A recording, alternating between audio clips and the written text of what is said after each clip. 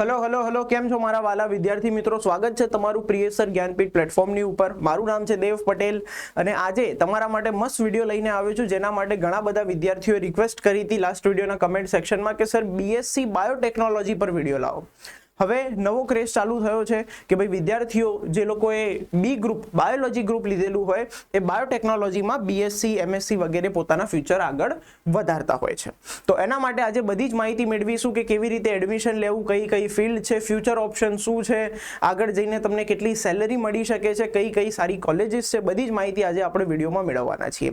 એ પહેલા જો હજુ સુધી ચેનલને સબસ્ક્રાઇબ કરી ના હોય તો કરી લેજો, કારણ કે આખી એડમિશન પ્રોસેસ, તમારી એન્જિનિયરિંગની એડમિશન પ્રોસેસ હોય, ચાહે તમારી બીએસસી એમએસસીની એડમિશન પ્રોસેસ હોય, આખી એડમિશન પ્રોસેસ અહીંયા આગળ પ્રિયસર જ્ઞાનપીઠ ચેનલ પર તમને સમજાવવામાં આવશે। તો ચેનલને સબસ્ક્રાઇબ કરી લેજો, વિડીયોને લાઇક કરીને પોતાના બધા જ મિત્રોને શેર કરી દેજો જે બાયોટેકનોલોજીમાં આગળ પોતાનું ફ્યુચર વધારવા માંગતા હોય। અને એની સાથે સાથે ખાસ કમેન્ટ સેક્શનમાં મને જણાવજો કે હવે તમારે નેક્સ્ટ કઈ ફિલ્ડ વિશે વિડીયો જોઈએ છે।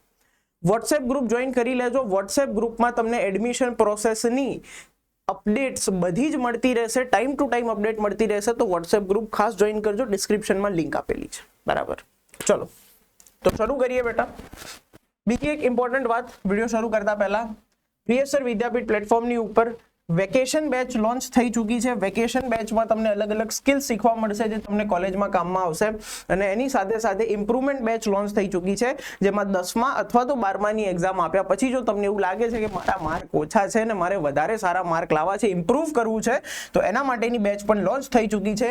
બધી જ માહિતી માટે ડિસ્ક્રિપ્શનમાં વિડીયોઝની લિંક છે, ઓપન કરીને તમે ડિટેલમાં માહિતી મેળવી શકો છો। ઓકે, તો ચલો બાયોટેકનોલોજી વિશે આપણે વાત કરીશું। ગુજરાત એડિશન મતલબ આપણે ગુજરાત સ્ટેટમાં કયા કયા ઓપ્શન છે એના વિશે આપણે વાત કરવાના છીએ, બરાબર। તો ચલો સૌથી પહેલા તો અહીંયા આગળ જોઈ લઈએ તો 3 યર્સનો અંડર ગ્રેજ્યુએટ ડિગ્રી પ્રોગ્રામ છે। ટોટલ 6 સેમિસ્ટર હોય, બરાબર। ટોટલ 6 સેમિસ્ટર અને 3 વર્ષનો પ્રોગ્રામ છે ધેટ કમ્બાઇન્સ બાયોલોજી એન્ડ ટેકનોલોજી, બરાબર। એના વિશે તમે સાયન્સ રિસર્ચ જેવી ફિલ્ડમાં આગળ વધી શકો છો। અહીંયા આગળ કયા કયા મેઇન સબ્જેક્ટ્સ હોય છે એની અંદર તો મોલેક્યુલર બાયોલોજી, જેમાં તમે ડીએનએ, આરએનએ, જીન્સ, પ્રોટીન વગેરે વિશે શીખો છો। સેલ બાયોલોજી, સેલના સ્ટ્રક્ચર, સેલ એટલે કે કોષ, એના સ્ટ્રક્ચર વિશે શીખો છો। પ્લાન્ટ સાયન્સ, બોટની, ઝૂલોજી તો નહીં પણ બોટની વગેરે તમે શીખશો। અને બાયોકેમિસ્ટ્રી વિશે તમે શીખશો। કેમિસ્ટ્રીમાં એક ચેપ્ટર આવતું હતું બાયોમોલેક્યુલ, જૈવઅણુઓ, બરાબર। તો એના રિલેટેડ આ બધા સબ્જેક્ટ્સ અવેલેબલ છે, તો આ બધું તમે એની અંદર ભણવાના છો। એલિજિબિલિટી શું છે તો ભાઈ ધોરણ 12 પાસ કરેલું હોવું જોઈએ સાયન્સ સ્ટ્રીમમાંથી, અને એમાં પીસીબી અથવા તો પીસીએમબી બાયોલોજી સબ્જેક્ટ હોવો ફરજિયાત છે। ઓકે, મિનિમમ 50% માર્ક તમારા હોવા જોઈએ જો તમારે સારી કોલેજમાં એડમિશન જોઈએ તો, અને સાયન્સ સ્ટ્રીમ હોવી જોઈએ। ઓકે, સારી કોલેજીસ કઈ છે બાયોટેકનોલોજી માટે, ચલો એના વિશે માહિતી મેળવીએ। અહીંયા આગળ કોઈ નંબર નથી આપેલા કે ભાઈ પહેલી લખીએ સૌથી ટોપ કોલેજ છે, બીજી લખીએ એનાથી ઓછી, ત્રીજી, એવું નથી। રેન્ડમ નામ મૂકેલા છે, તો એવું તમારે જજ કરવાની જરૂર નથી કે આ જોરદાર કોલેજ છે, ના નથી। બધી કોલેજ જે ખરી સિમિલર જ છે, બરાબર। તો ગુજરાત બાયોટેકનોલોજી યુનિવર્સિટી GBU ગાંધીનગરમાં આવેલી છે। હવે નામમાં જ તમે જુઓ, ગુજરાત બાયોટેકનોલોજી યુનિવર્સિટી, બાયોટેકનોલોજીને ડેડિકેટેડ કોલેજ મોજૂદ છે। એની સાથે સાથે institute of advance research IAR, આ પણ ખૂબ જ સરસ મજાની કોલેજ છે, બરાબર, જેમાં ઘણા બધા વિદ્યાર્થીઓ એડમિશન લેતા હોય છે। એમાં પણ તમે બીએસસી બાયોટેકનોલોજી કરી શકો છો। સાથે સાથે વીર નર્મદ સાઉથ ગુજરાત યુનિવર્સિટી સુરતમાં આવેલી છે, ત્યાં પણ તમે બીએસસી બાયોટેકનોલોજી કરી શકો છો। ખૂબ જ સરસ કોલેજ છે। ગુજરાત યુનિવર્સિટીની જે અલગ અલગ કોલેજીસ છે, અસલમાં આ યુનિવર્સિટી છે, ધ્યાન આપજો, આના અંડરમાં જે ઘણી બધી અલગ અલગ કોલેજીસ છે જેમાં તમે શું કરી શકો છો તો બીએસસી બાયોટેકનોલોજી કરી શકો છો। ગવર્મેન્ટ કોલેજ છે, બહુ જ માપની ફીસ રહેતી હોય છે અને સરસ રીતે તમે પોતાનું ભણવાનું આગળ વધારી શકો છો। સેન્ટ ઝેવિયર્સ છે અમદાવાદમાં, બરાબર। એની સાથે સાથે ઘણી બધી બીજી semi government and government colleges છે, private colleges, self finance colleges બી છે।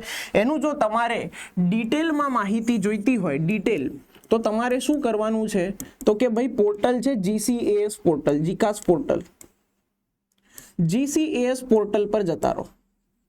જીકાસ પોર્ટલ પર જતા રહો। આ જીકાસ પોર્ટલમાં તમને એક ઓપ્શન આપેલો છે નો યોર કોલેજ, આ નો યોર કોલેજમાં તમે જશો એટલે તમને માહિતી માંગશે કે ભાઈ તમારે કયા જિલ્લાની કોલેજ વિશે માહિતી જોઈએ છે. અમદાવાદ, ગાંધીનગર, સુરત, બરોડા, રાજકોટ, તમારે કયા જિલ્લા વિશે માહિતી, કયા જિલ્લાની કોલેજ વિશે માહિતી જોઈએ છે. તમારે કઈ ફિલ્ડમાં, તમારે બીએસસી રિલેટેડ માહિતી જોઈએ છે, તમારે બીકોમ રિલેટેડ, તમારે કઈ ફિલ્ડ વિશે માહિતી જોઈએ છે, કઈ ફિલ્ડ કઈ કોલેજમાં છે એના વિશે માહિતી જોઈએ છે, તો એ પણ તમને મળી જશે. અથવા તો તમારે કોઈ પર્ટિક્યુલર કોલેજ ઓલરેડી મગજમાં છે અને જાણવું છે કે એમાં તમારો મનગમતો કોર્સ ચાલી રહ્યો છે કે નહીં, તો તમે કોલેજનું નામ નાખીને પણ સર્ચ કરી શકો છો. એ કોલેજની તમને બધી જ માહિતી મળી જશે કે ભાઈ અંદર કેટલી ફેસિલિટીઝ છે, કેટલી ફીસ છે, કેટલા કોર્સિસ ચાલે છે, બરાબર, કયા વર્ષમાં એસ્ટાબ્લિશ થઈ હતી, કઈ યુનિવર્સિટીની અંદર આવે છે, બધી જ ડિટેલમાં માહિતી મળી જશે. તમારે ક્યાંય જવાની જરૂર નથી, ખાલી જીકાસ પોર્ટલ પર જતા રહેશો એટલે બધી જ કોલેજની ડિટેલમાં માહિતી મળી જશે. બરાબર, કોઈ પણ કોલેજ વિશે જાણવું હોય તો તમે જીકાસ પોર્ટલ પર જઈ શકો છો. ઓકે, ચલો. એની સાથે સાથે કેરિયર ઓપ્શન્સની જો વાત કરીએ તો તમે રિસર્ચ સાયન્ટિસ્ટ બની શકો છો, જેનું 3 થી 8 લાખ પર એન્યુઅલનું પેકેજ હોય છે. બરાબર, ફાર્મા ઇન્ડસ્ટ્રીમાં R&D રિસર્ચ એન્ડ ડેવલપમેન્ટ લેબની અંદર તમે જઈ શકો છો. 2.5 થી 4 લાખ પર એનમનું પેકેજ હોય છે. લેબ ટેકનિશિયન તમે હોસ્પિટલની અંદર, ડાયગ્નોસિસ સેન્ટરની અંદર બની શકો છો. માઇક્રોબાયોલોજીસ્ટ તમે ફૂડ, ફાર્મા વગેરે જગ્યાએ બની શકો છો. 3 થી 6 LPAનું પેકેજ છે. મેન્યુફેક્ચરિંગમાં જઈ શકો છો. મેઇનલી ફાર્મા રિલેટેડ તમે જોશો તો વધારે તમને જોવા મળશે તમારું કામ. 4 થી 10 લાખ પર એનમ IT બાયો, જીનોમિક્સ, બરાબર, અને એગ્રીકલ્ચર ગવર્મેન્ટમાં તમારું 3 થી 6 લાખ પર એનમનું પેકેજ હોય છે, સ્ટાર્ટિંગ પેકેજ. બરાબર, ઓકે. અહીંયા આગળ તમને વધારે ડિટેલમાં પણ જો જોશો તો તમે જેવા ફ્રેશલી ગ્રેજ્યુએટ થાઓ, તમારું BSc પૂરું કરો, એ પછી તમે જોબ આટલી એક્સપેક્ટ કરી શકો. સારી કંપનીમાં તમને જોબ મળે તો 3.5 ની આજુબાજુ પેકેજ હોય. બરાબર, પછી જો તમારો 2 થી 3 યર્સનો એક્સપિરિયન્સ હશે તો એ પેકેજ કેવું થઈ જાય છે, વધી જાય છે. 1.5 લાખ પેકેજ વધી જશે, 5 ની અરાઉન્ડ તમને મળી શકે છે. જો તમારો 5 યર્સ પ્લસ એક્સપિરિયન્સ હશે તો તમારું પેકેજ 10 લાખ પર એનમે પહોંચશે. અને જો તમે સરસ રીતે MSc પણ કરેલું હોય, માસ્ટર્સ કરેલું હોય અને માસ્ટર્સ કરીને તમે સરસ રીતે 3 યર્સનો એક્સપિરિયન્સ પણ ગેઇન કરેલો હોય તો તમારું 15 લાખ પર એનમનું પેકેજ પહોંચે છે. મતલબ જેટલી સારી સ્ટડી, જેટલું સારું એક્સપિરિયન્સ, એટલું સારું પેકેજ. તમે માસ્ટર્સ તમે બાયોટેકનોલોજીમાં, માઇક્રોબાયોલોજીમાં, બાયો ઇન્ફોર્મેટિક્સ, બરાબર, પછી MBA કરી શકો છો ફાર્મા મેનેજમેન્ટમાં, PhD કરી શકો છો લાઈફ સાયન્સમાં, બરાબર, અબ્રોડ તમે MS કરી શકો છો USA, કેનેડા, જર્મનીમાં, અને એવી ગેટ જેવી એક્ઝામ્સ પણ આપી શકો છો. તો આ તમારા હાયર સ્ટડીઝના ઓપ્શન્સ છે, એ પણ ખાસ ધ્યાનમાં રાખવું કે તમે કઈ જગ્યાએ કેવા પ્રકારની હાયર સ્ટડીઝ કરી શકો છો. ઓકે, એની સાથે સાથે જો આપણે વાત કરીએ ટોપ રિક્રુટર્સ, કોણ રિક્રુટ કરતા હોય છે, તો ભાઈ બાયોકોન છે, સિપ્લા છે, સન ફાર્મા છે, કેડિલા હેલ્થકેર છે, GSK છે, બરાબર, રિલાયન્સ લાઈફ સાયન્સ, DRDO, એના પછી CSIR, રેનબેક્સી, પછી TCS લાઈફ સાયન્સ.